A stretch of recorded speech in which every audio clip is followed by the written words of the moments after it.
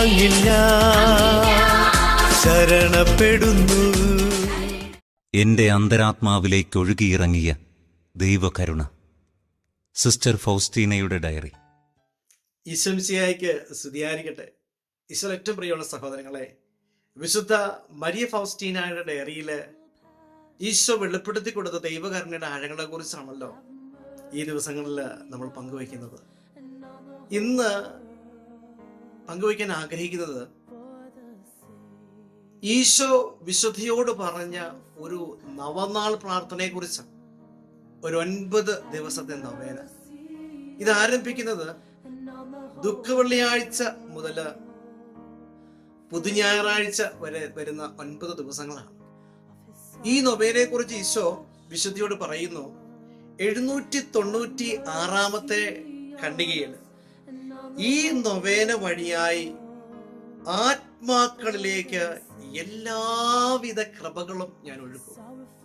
ഈശോ പറയാണ്, ഈ നൊവേന വഴിയായി ആത്മാക്കളിലേക്ക് എല്ലാ കൃപകളും ഞാൻ ഒഴുക്കും.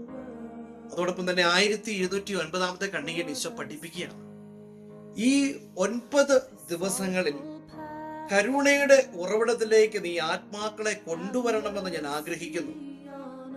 അങ്ങനെ അവരുടെ ജീവിതത്തിലെ കഷ്ടപ്പാടുകളിലും ദുരിതങ്ങളിലും പ്രത്യേകിച്ച് മരണസമയത്തും അവർക്ക് ആവശ്യമായിരിക്കുന്ന ശക്തിയും ആശ്വാസവും വേണ്ടുന്ന എല്ലാ കൃപകളും അവർ നേടിയെടുക്കട്ടെ. പ്രിയപ്പെട്ടവരെ, 9 ദിവസങ്ങളിൽ 9 വ്യത്യസ്തമായ ആത്മാക്കളെയാണ് നമ്മൾ ഈ നൊവേന വഴി കരുണയുടെ ഈശോയുടെ മുമ്പിലേക്ക് സമർപ്പിക്കുന്നത്. ഓരോ ദിവസവും വ്യത്യസ്തരായ ആത്മാക്കളുടെ സംഘങ്ങളെ എൻ്റെ ഹൃദയത്തിലേക്ക് കൊണ്ടുവരികയും അവരെ എൻ്റെ കരുണക്കടലിൽ മുക്കിയെടുക്കുകയും ചെയ്യുക. ഞാൻ ഈ ആത്മാക്കളെ എല്ലാം എൻ്റെ പിതാവിൻ്റെ ഭവനത്തിലേക്ക് കൊണ്ടുവരും. ഈ ലോക ജീവിതത്തിലും വരും ലോകത്തിലും നീ ഇത് തന്നെ ചെയ്യും.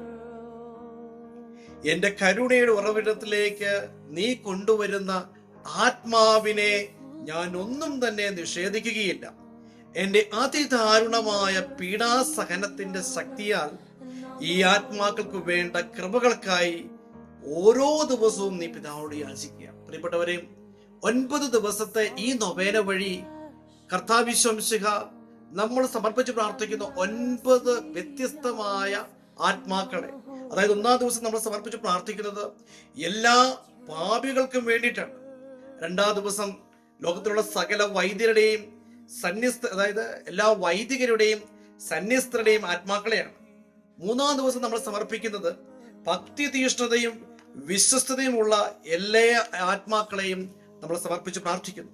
4-ാം ദിവസം അവിശ്വാസികളായ ആത്മാക്കളെ കർത്താവിന്റെ കരുണയിൽ സമർപ്പിച്ച് പ്രാർത്ഥിക്കുന്നു. 5-ാമത്തെ ദിവസം മന്ദഗതിക്കാരായ ആത്മാക്കൾ, ശീഷ്മക്കാരായ ആത്മാക്കൾ കർത്താവിന്റെ കരുണക്കടലിൽ സമർപ്പിച്ച് പ്രാർത്ഥിക്കുന്നു. 6-ാം ദിവസം എളിമയും ശാന്തതയും ഉള്ളവരെയും കൊച്ചുകുട്ടികളെയുമാണ് നമ്മുടെ കർത്താവിന്റെ കരുണയിൽ നൊവേന വഴി സമർപ്പിച്ച് പ്രാർത്ഥിക്കുന്നത്. പ്രിയപ്പെട്ടവരെ, അതിനുശേഷം നമ്മൾ 7-ാം ദിവസം കർത്താവിന്റെ കരുണയെ മഹത്വപ്പെടുത്തുകയും വാഴ്ത്തുകയും ചെയ്യുന്നവരുടെ ആത്മാക്കളെ സമർപ്പിച്ച് പ്രാർത്ഥിക്കുന്നു. 8-ാം ദിവസം ശുദ്ധീകരണ സ്ഥലത്ത് അടയ്ക്കപ്പെട്ടിരിക്കുന്ന ആത്മാക്കളെയാണ് സമർപ്പിച്ച് പ്രാർത്ഥിക്കുന്നത്. 9-ാമത്തെ ദിവസം നമ്മൾ സമർപ്പിച്ച് പ്രാർത്ഥിക്കുന്നത് മന്ദതയിൽ നിപതിച്ച ആത്മാക്കളെയാണ്.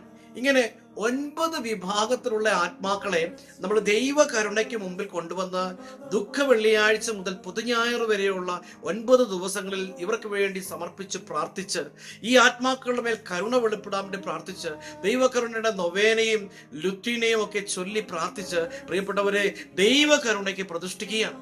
കാരണം ഈശോ ഈ കാലഘട്ടത്തിൽ എന്തിനാണ് കരുണയെ എത്രമാത്രം ആത്മാക്കളുടെ രക്ഷയ്ക്ക് വേണ്ടി വെളിപ്പെടുത്തുന്നത് ചോദിച്ചാൽ, പ്രിയപ്പെട്ടവരെ, വിശുദ്ധ ഫൗസ്റ്റീന വഴി ഈശോ പറഞ്ഞു, ഇനിയും കരുണയെ പ്രിയപ്പെട്ടവരെ സമീപിക്കാൻ സാധിക്കാത്ത ആത്മാക്കൾക്ക് നീതിമാനായ വിധിയാളനായ ഒരു ദൈവത്തെ കാണേണ്ടി വരുമെന്ന്. സർവ്വത്തിൽ പറയാം ഹല്ലേലൂയ. പ്രിയപ്പെട്ടവരെ, ഈശോയുടെ വെളിപ്പെടുത്തിയാണ് the last hope of salvation, രക്ഷ പ്രാപിക്കാനുള്ള അവസാന പ്രതീക്ഷയാണ് ഈ ദൈവകരുണയുടെ തിരുനാള്. അതുകൊണ്ട് ഈ തിരുനാളിന് വേണ്ടി ഒരുങ്ങണമെന്ന് ഈശോ ആവശ്യപ്പെടുന്നു.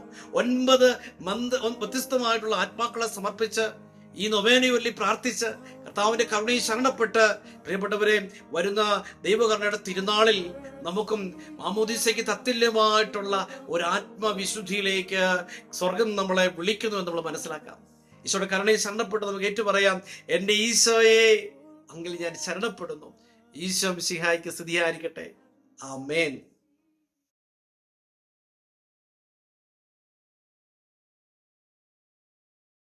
ഈശോയേ അങ്ങിൽ ഞാൻ ശരണപ്പെടുന്നു.